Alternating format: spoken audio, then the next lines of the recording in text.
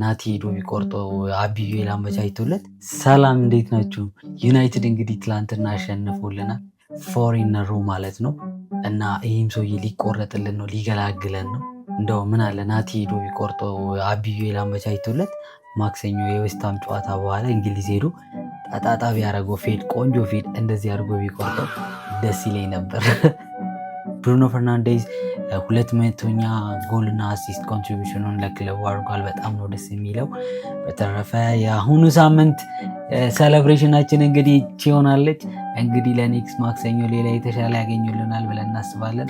በኩኛ ሴሌብሬሽን በጣም አዝገናችሁ ነበር አይኖ።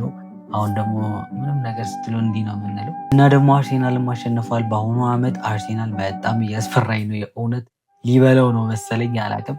ግን እንዳትረሱ አርሴናል 1-2 ጨዋታ ከሳተ እኛም ተፎካካሪ መሆናችን እንዳትረሱ። መቻችሁ ባይ